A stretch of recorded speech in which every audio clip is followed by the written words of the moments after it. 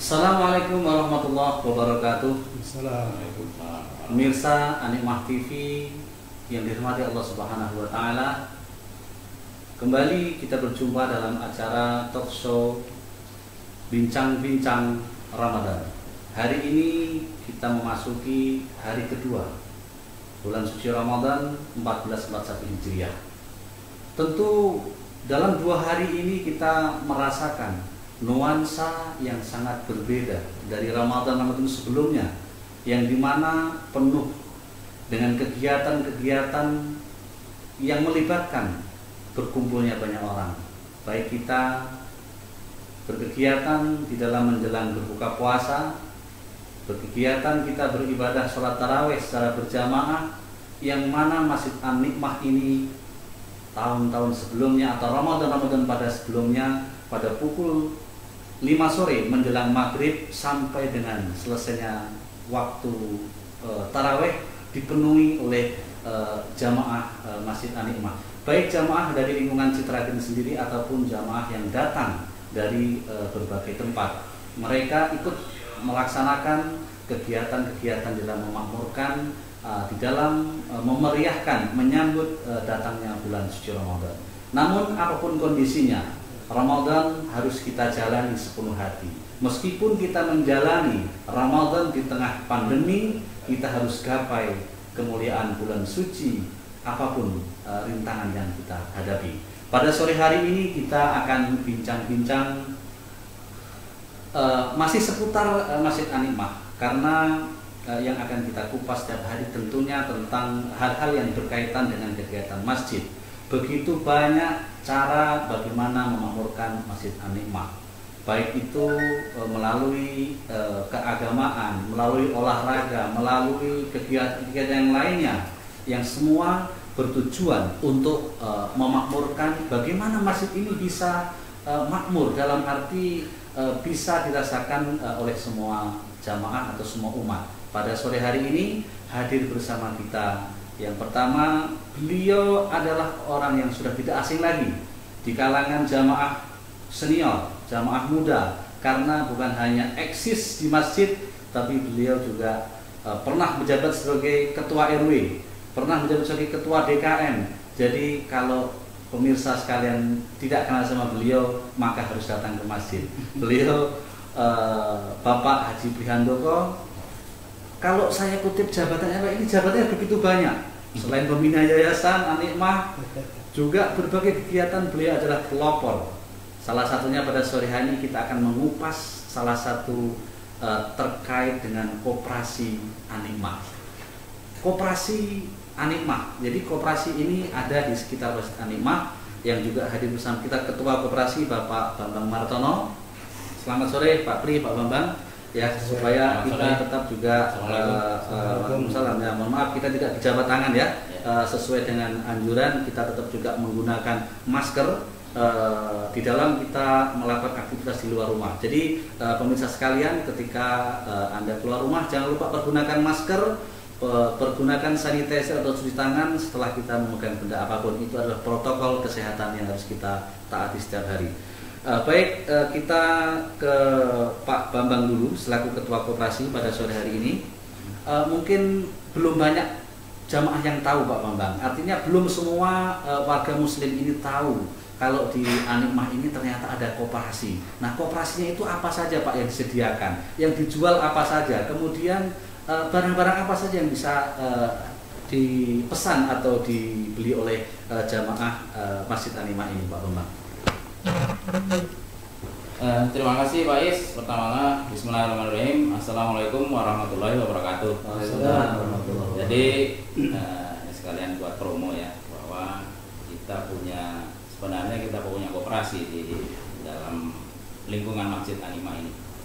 Jadi kalau pertanyaan tadi barang-barang apa saja yang dijual di koperasi, itu sekarang kita sudah mempunyai lebih dari 2000 item. 2000 item barang. 2000 item barang yang kita pajang atau kita jual di koperasi kita. Dari waktu pembentukan dulu kita berangkat di 250 item, sekarang sudah lebih dari 2000 item yang kita jajakan, dari kebutuhan sehari-hari, alat cuci, consumer good, sampai cemilan ada. Artinya ini sudah memang betul-betul retail yang lengkap ya Pak Bambang ya? Kita bisa dari sisi kelengkapannya 90% lah, hampir sama dengan si merah dan si biru. Baik, artinya barang-barang yang ada di koperasi ini sudah bisa memenuhi seluruh kebutuhan daripada jamaah sekalian ataupun seluruh warga yang akan berbelanja di koperasi Animah ini. Mungkin sedikit diceritakan Pak Bambang, atas dasar apa ini kok harus ada koperasi?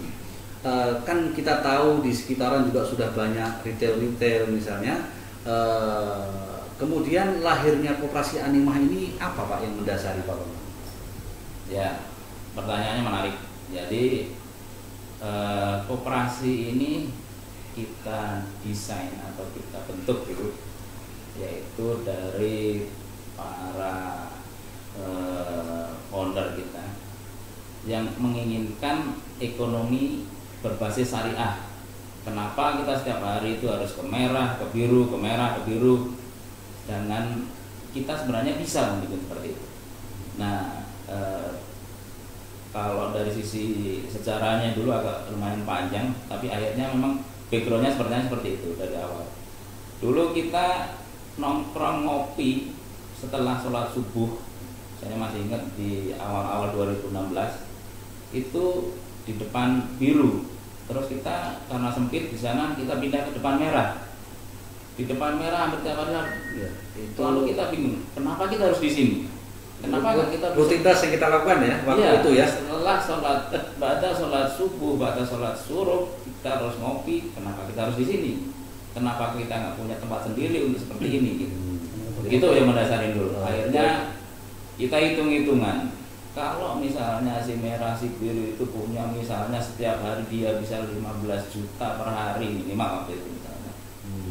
Digabung 30 juta, kenapa kita nggak bisa ngambil sebagian dari itu? Itulah dulu hal yang mendasari lahirnya koperasi Animah Pak Bambang ya. Baik, saya ke Pak Pri. Pak Pri selaku pembina pengawas Pak ya, pengawas koperasi Animah. Tentu kalau bicara pengawas ini struktur Pak ya, ada struktur yang dilegalitaskan. Sebelum sedikit nanti bicara legalitas koperasi Animah, mungkin juga lika-liku awalnya Pak Pri untuk membuat satu keputusan di dalam menentukan lahirnya koperasi. Ini kan tentu banyak intrik, nuansanya, kemudian perjalanannya itu tahun berapa dan kemudian koperasi Animah ini apakah juga sudah memiliki legalitas hukum Pak? Terima kasih Pak Is. Assalamualaikum warahmatullahi wabarakatuh. Salam. Sebetulnya masjid ini cita-cita ingin memiliki koperasi sudah lama.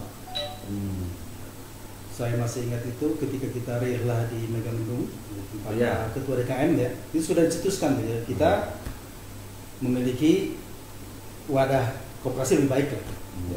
Kita paling tidak kita punya sarana seperti warung masjid gitu. Untuk apa itu? Untuk memfasilitasi kegiatan-kegiatan masjid. Kita nanti kan punya TPA ya, nanti akan punya TK. Juga dari tahun ke tahun kalau kita lihat masjid ini selalu rutin mengadakan bakti sosial.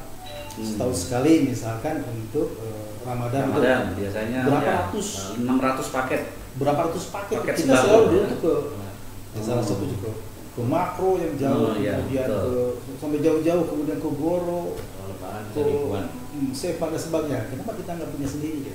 Nah ini salah satu mendukung kegiatan masjid tadi Pak ya. Betul, salah satunya itu. Kemudian juga tiap bulan sekarang kan masjid itu mendistribusikan berapa ton coba? 2,5 ton. 2,5 ton beras gitu ya. Kemudian sembako dan sebagainya kan itu dibantu dengan koperasi. Kemudian kurban gitu ya. Kurban banyak sekali. Nah, ketika kita memerlukan partner dan luar itu membutuhkan waktu Pak. Nah, kenapa tidak kita memiliki masjid ini salah satu wadah sekarang namanya koperasi, alhamdulillah untuk membantu semua kegiatan masjid itu. Tapi cita-cita udah lama ya. Tadi Pak, koperasi sendiri sampai saat ini sudah memang berbadan hukum Pak ya, bukan hanya toko atau warung. Oh iya.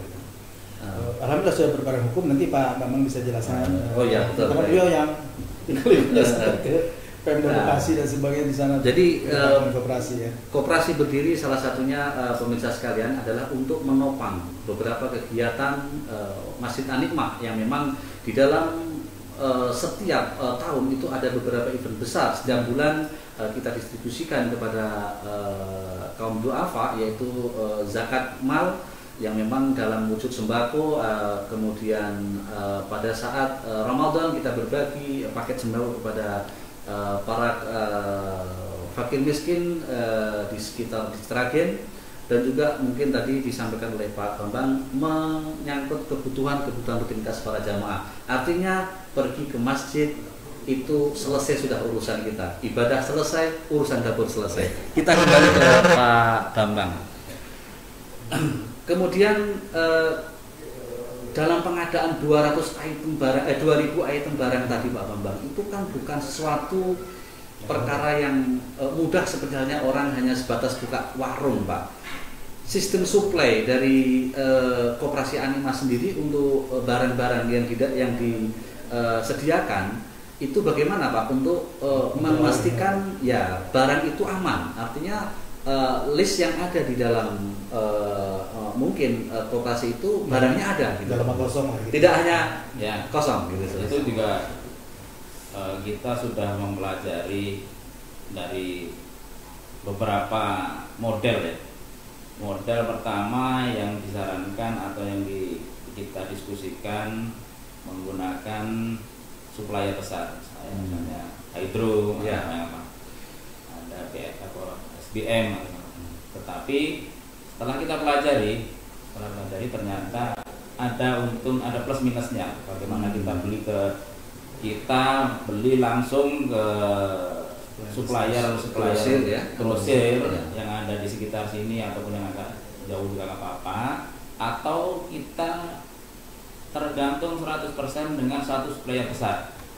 Akhirnya kita pernah mencoba yang besar, ternyata ada kelemahannya. Sekarang kita menggunakan supplier dari warung-warung sekitar, grosir yang ada, semuanya sudah. Tinggal kita bilang ingin apa. Saya pengen aqua, saya pengen air mineral ya, bukan aqua. Saya pengen air mineral Uvia 200 box. Tinggal kita telepon supplier, datang 200 box. Kita menginginkan minyak tropikal 20 box misalnya. Kita tinggal telepon langganan kita, baik Pak, besok bisa diambil. Dengan kerjasama seperti ini ternyata kita lebih leluasa. Ya. Jadi kita lebih leluasa karena begitu satu supplier tidak ada, kita bisa pindah ke supplier yang lain dengan mudah dan tidak mengganggu sistem kita. Beras juga begitu. Beras ada beberapa supplier yang kita. Saya potensial Pak Bambang, ini adalah salah satu kegiatan bulan suci Ramadan yang dilakukan oleh panitia. Ini teman-teman panitia ada di lokasi dalam pembagian iftar Pak Bambang. Hari ini yang kondisi sekarang ini di depan RCW ya, betul, di ruko RCW 200 pack. 200 pack untuk iftar. Baik Pak Bambang, selanjutnya terkait dengan supply tadi dipastikan aman Pak ya, kira-kira ya? Kita bisa garansi aman. Baik. Nah kemudian di dalam menyikapi persaingan market Pak, nah ini kan tadi disebutkan si merah, si biru dan lain sebagainya. Kalau saya hitung di lingkup Citra Grand ini Pak, itu ada lebih dari 6 ya. Artinya 6 retail yang ada. Dan itu retail besar-besar Bang.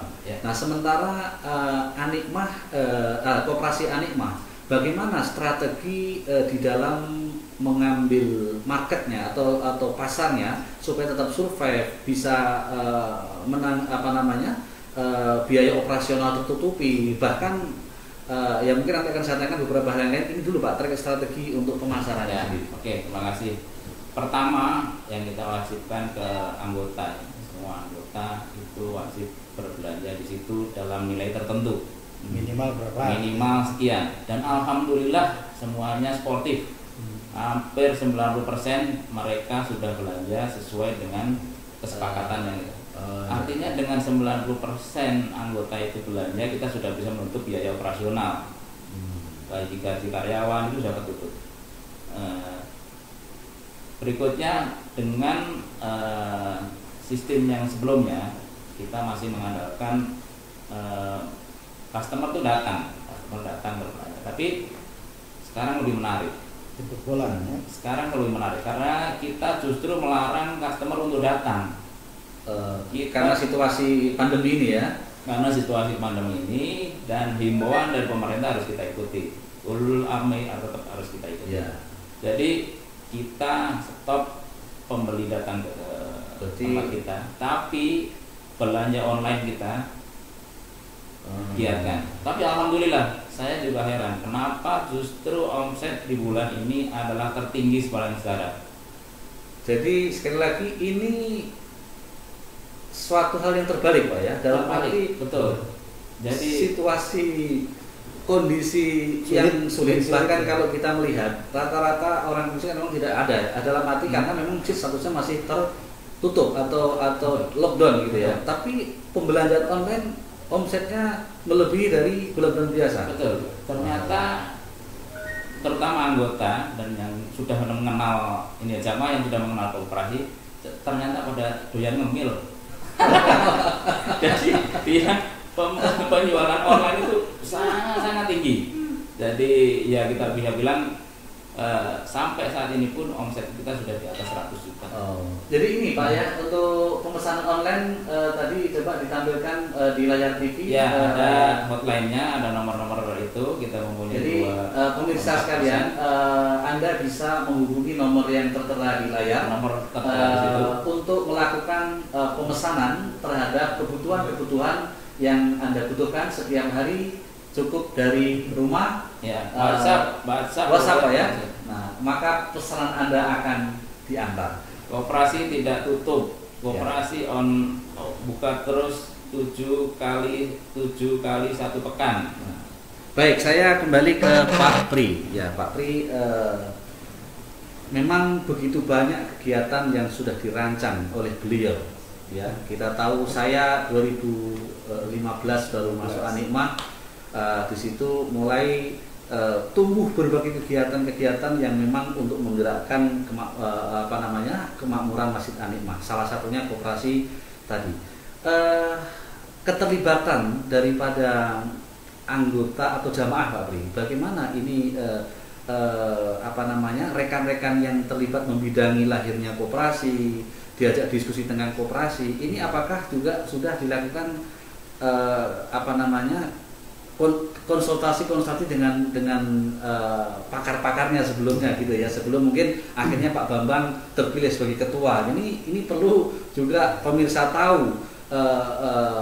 Tadi kalau sudah disinggung terkait dengan sudah sejak lama dirancang koperasi ini ada gitu. Ya alhamdulillah yang uniknya nih di dalam Anikmah ini jamaahnya ya. Ada banyak komunitas Pak. Ada goes, ada badminton, ada sekarang panahan ya. Kemudian apa gitu? Tenis ya, futsal. Nah di dalam komunitas tersebut tuh banyak orang-orang para ahli ternyata, ahli keuangan, finance ya kan? Ahli saham, ahli perbankan, konsultan finance dan sebagainya. Nah, itu kita manfaatkan saat-saat kita diskusi ya, saat-saat kita rihlah ya, itu diskusi. Nah dari beliau-beliau ini pakar-pakar ini memberikan masukan nih, bagaimana risknya gitu, risiko. Artinya ini Pak nih, ini adalah kegiatan rihlah di Megabendung ya. Megabendung. September 2016. Ini kebetulan difasilitasi Pak Rianto sebagai presenter, beliau sebagai kebetulan direktur utama Bukopin Syariah. Nah, itu memberikan presentasinya bagaimana resikonya membuat suatu usaha, bagaimana cara apa namanya tuh, pokoknya banyak sekali strategi pengelolaan dan sebagainya tuh. Ya, dari beliau ini ada Pak Santoso di finance, dari Pak Ramdan dan sebagainya, kita olah semua itu. Nah, artinya Pak Pri di dalam membangun komunitas yang ada di masjid ini memang juga digerakkan di dalam bidang-bidang yang lain, kayak misalnya tadi ada goes, ada biker, ada pingpong dan lain sebagainya. Komunitas yang ada itu bagian daripada mungkin nanti untuk membuat kegiatan yang baru lagi gitu Pak ya. Betul, insya Allah. Jadi luar biasa. Memang harus ada pendorongnya, promotornya lah istilahnya di dalam setiap kegiatan. Jangan hanya ibadah Pak. Jadi kalau ibadah terus monoton nanti. Assalamualaikum pulang. Kita harus ada bumbu sehingga masjid itu orang tuh rindu ke masjid lagi. Ya. Nah, gitu. Jadi pemirsa sekalian bahwa sekali lagi kalau Anda masuk ke Masjid An-Nikmah tentu akan merasakan betapa nuansa kebersamaan, nuansa guyub itu akan sangat terasa karena begitu banyak program atau kegiatan-kegiatan yang telah disajikan. Kembali ke Pak Bambang, kita bicara selanjutnya adalah terkait dengan target yang ingin dicapai Pak Bambang. Kita tahu Pak Bambang hari-harinya adalah orang yang sangat sibuk sebagai bisnismen, mungkin di luar sana banyak kegiatan ya, tetapi masih sempat-sempatnya dan bersedia untuk mengelola koperasi yang saya tahu dan semua pemirsa paham bahwa ini bukan seseorang yang bisa digaji, juga ya. Nah, bahkan sudah harus berkorban waktu, tenaga pikiran, dan ternyata di balik suksesnya koperasi ini ada satu reward kepada customer atau kepada pembeli terbaik. Nah, setelah sayang gitu. Nah, jadi target sebetulnya apa Pak yang ingin dicapai Pak koperasi ini Pak? Sebenarnya ada target pribadi dan ada target untuk umum ya. Target pribadi saya adalah senang. Saya senang melayani. Jadi kalau semua terlayani itu saya sudah merasa puas. Tapi target yang berikutnya adalah target untuk umum, yaitu umum yang semua bisa menikmati apa yang bisa kita berikan dari keberadaan koperasi itu sendiri. Jadi koperasi itu pertama-tama kita kan pengennya memakmurkan masjid lah, memakmurkan masjid dengan lebih memberdayakan jamaah. Kita dari koperasi itu apa yang bisa kita lakukan? Membantu menyalurkan sedekah, infak sedekah. Misalnya dari sisi uang belanja pun kita tanya kalau ada kembalian, ini mau dikembalikan atau untuk sedekah atau untuk infak maksudnya. Ini mencoba untuk membantu terutama untuk anak-anak kecil. Anak kecil itu dia ya udah untuk membantu untuk sedekah. Jadi untuk barang-barang yang ini Pak. Ini sekarang barang-barang kita. Ini stok yang terkini Pak ya. Ini stok terkini yang kita betul lengkap dan komplit ini ya. Betul. Sampai bawang bombay pun kita punya. Bawang bombay. Bawang bombay. Sampai ikan dori kita punya. Buah-buahan juga ada kadang-kadang. Ikan dori, bawang bombay, bawang putih kita layani. Kerupuk jange punya kita. Jadi yaitu salah satu tadi tujuan yang awal kita itu memakmurkan ekonomi rakyat. Kita menyalurkan apa yang bisa dipasarkan oleh warga atau oleh jamaah pada umumnya. Mereka punya cemilan, taruh di koperasi. Kita tidak menerapkan terlalu complicated untuk persyaratannya harus yang ini. Maka itu membuat tagline yang belanja mudah, belanja berkah itu Pak ya. Karena kita percaya lah warga yang menempatkan itu, kita identitasnya kita tanya, kita itu siapa, artinya tidak ada kriteria khusus untuk menjadi pensuplai atau konsinasi dengan koperasi Pak. Misalnya apakah harus anggota misalnya untuk menjadi partner konsinasi itu ada misalnya ada 2 orang akan menjajakan kurma yang sama Satunya anggota, satunya bukan. Tentu saja kita memilih yang anggota dulu. Oh gitu, baik. Kecuali memang ini barang yang berbeda. Jadi bukan anggota menjajakan baju, yang satunya menjajakan kurma, boleh aja dia. Artinya saat ini di luar anggota untuk masuk menjadi partner konsinyasi bisa ya, selama barang itu tidak tersedia oleh yang lain. Jadi pemirsa sekalian di rumah, ketika memiliki usaha rumahan atau bisnis apapun, makanan ataupun bisnis barang dan lain sebagainya yang sekiranya ingin berkonsinyasi dengan Koperasi Animah, maka tadi sebenarnya terbuka kesempatan bagi pemirsa sekalian. Pasti ada asesmen itu dari barang yang dijual itu berapa tahan lama, harus ada kadaluarsanya, memang harus ada halal gitu ya. Halal. Memang kita tidak butuh stempel MUI, tapi kita perlu deklarasi atau dari penjual yang bersangkutan. Nah, terus kemudian Pak Bambang, itu info yang beredar katanya juga koperasi ini bisa melayani pemesanan. Ketika barang tidak ada misalnya, pembelian apapun bisa dilayani, Pak Bambang. Betul begitu? Betul sekali. Jadi kita sebut di pasaran itu palu gada. Apa yang lu tanya gua ada. Ada pesan kulkas? Ada yang pesan kulkas, pesan freezer.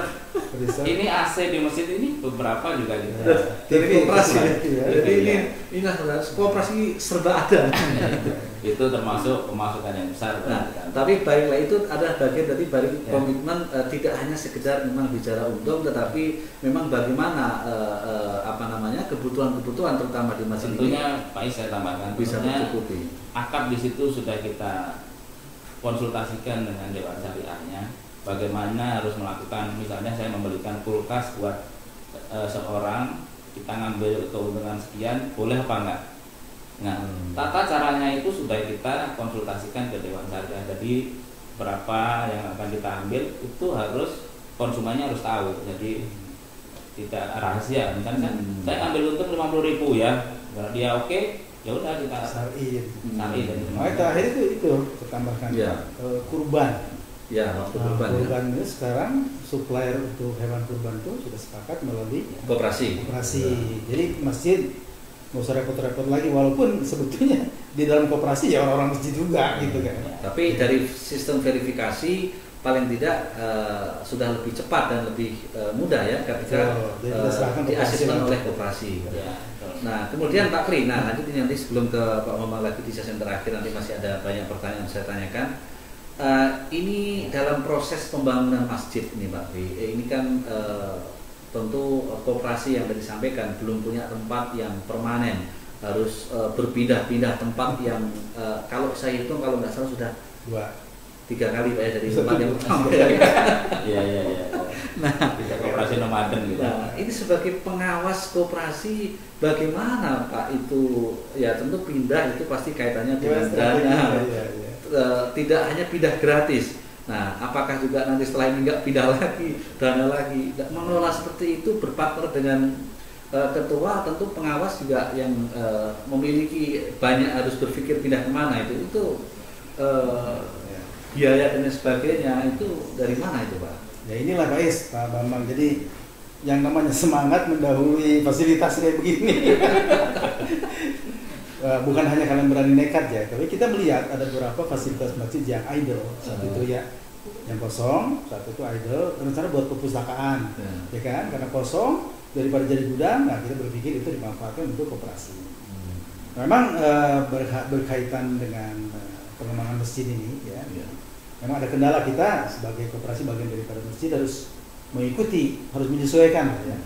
Memang ada biaya yang harus kita bayar untuk pindahan, dan biaya pindahan itu adalah tanggung jawab koperasi, bukan uang masjid. Supaya bisa tahu bahwa ini tidak terkait dengan biaya dari masjid Pak ya. Nah, jadi dari koperasi, punya anggota itu sepakat, ada kurang nanti saya tambahin deh, gitu kan, dan sebagainya. Pindah gitu ya, yang sebelah ujung sana kan. Nah kita ketika masjid ini mau selesai, kita manfaatin lagi yang bekas masjid sementara itu kan masih bagus konstruksinya. Memang rencana akhirnya nanti kita memiliki bangunan koperasi yang tetap, di mana nanti strukturnya sudah digambar oleh Pak Fajar Adi Surya almarhum waktu itu ya kan. Yang di koperasi bawah bersama dengan kantin yang memang representatif lah gitu. Luasnya pun nanti mungkin lebih besar, lebih layak lah untuk kan beberapa kali kita menghubungi supplier besar banyak ditolak ketika mereka survei ya kan. Mereka nggak percaya koperasi kayak warung saudara teman ya. Itu insya Allah nanti kita punya tempat yang tetap. Jadi plan ke depan memang sudah ada area khusus yang dipersiapkan untuk koperasi Pak ya, terkait dengan bangunan penunjang tadi ya setelah mungkin masih selesai.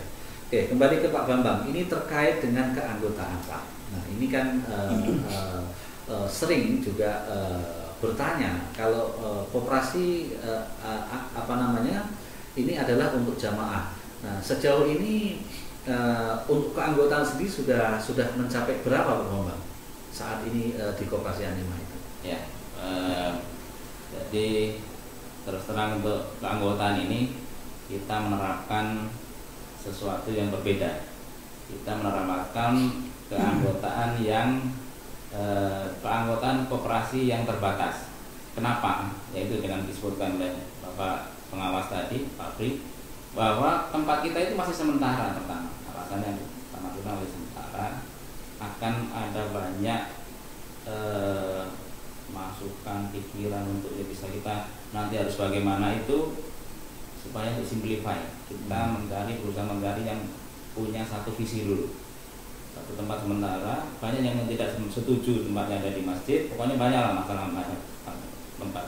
Yang kedua, kita itu tempatnya masih tersembunyi juga, sehingga untuk 4 tahun pertama kita berusaha untuk merekrut anggota yang mempunyai satu visi, satu kemauan, dan satu tekad bahwa kita sudah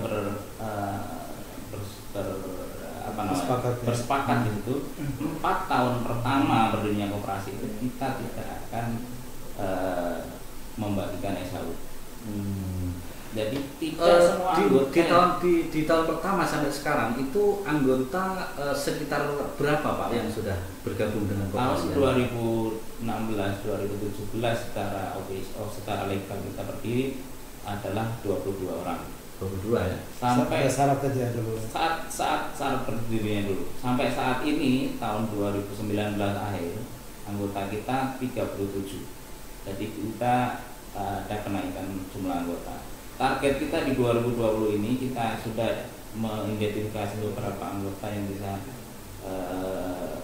bergabung. Kita menargetkan sekitar 75 tadinya.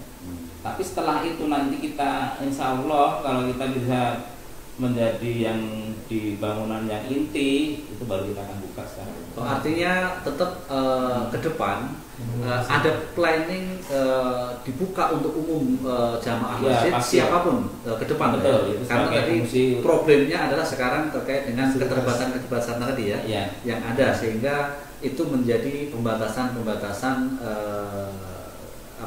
keanggotaan gitu ya. Karena dari awal kita berdirinya sudah kita perhitungkan koperasi akan pindah ke sini, Kalau anggotanya ratusan atau ribuan, bagaimana orang jangan ke situ, jangan ini.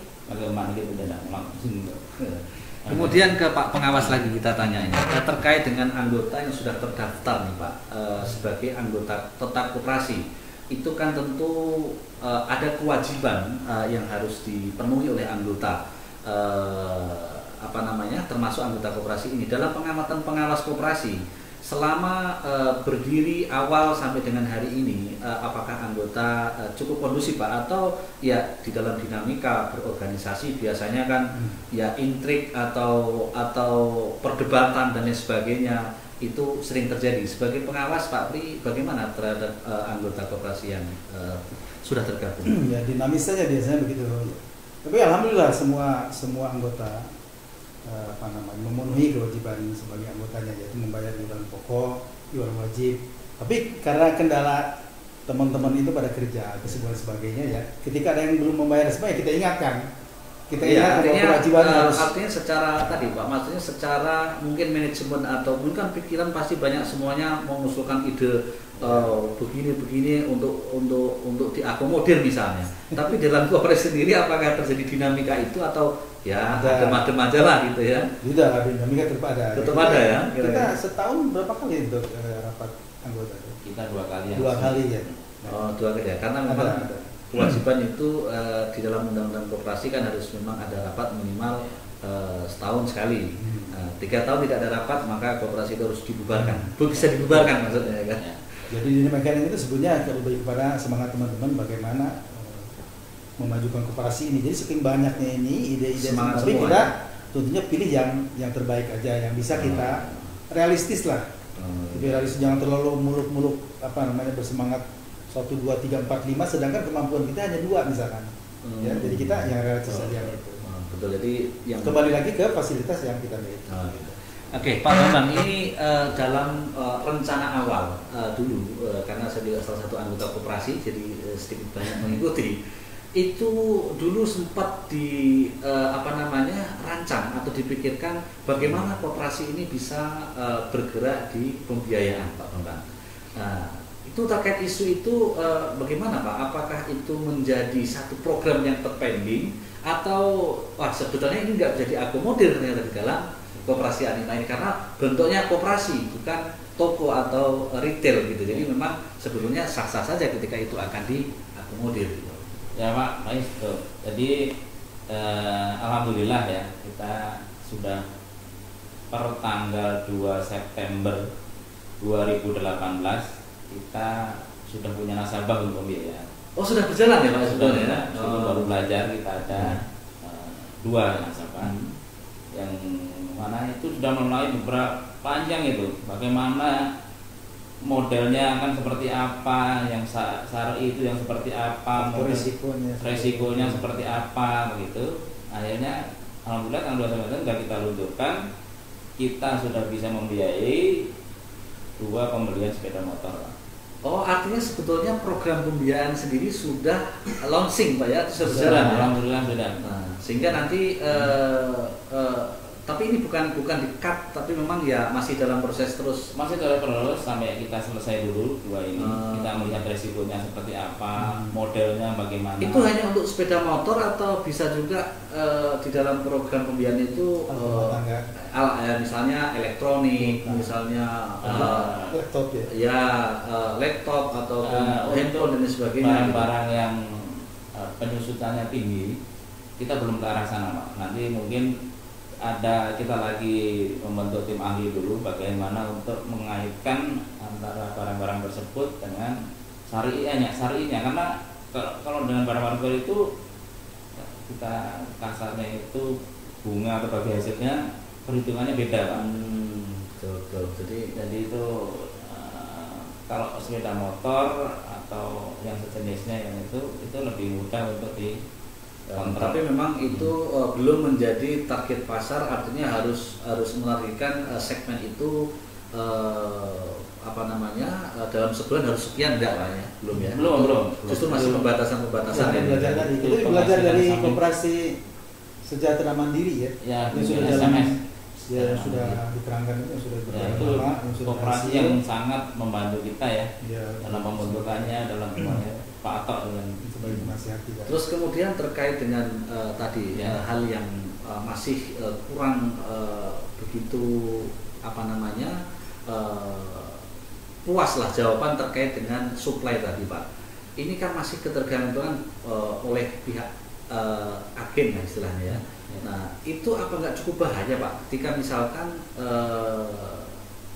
ini kan belum menjadi partner prioritas dalam arti ya bisa saja misalnya pas hari itu kebetulan barang yang dibutuhkan kosong misalnya.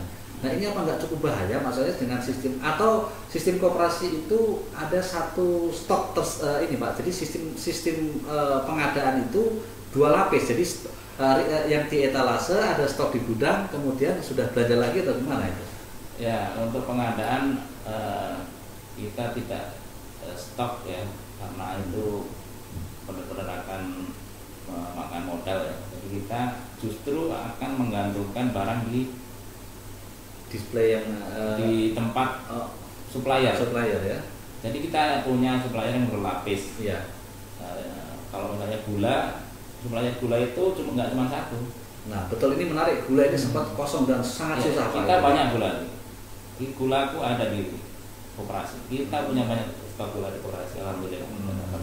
Jadi stok gula, minyak itu tidak hanya satu. Jadi bila ini nggak punya, kita masih bisa gulanya. Memang ya? Ada beberapa perbedaan harga di sini gula murah tapi tepung mahal. Betul. Di sini gula mahal tapi tepungnya lebih murah. Nah, kita semuanya kita baikin lah, kita jadikan itu supplier. Kalau sudah ambil gula di sini, ya tepung di sini.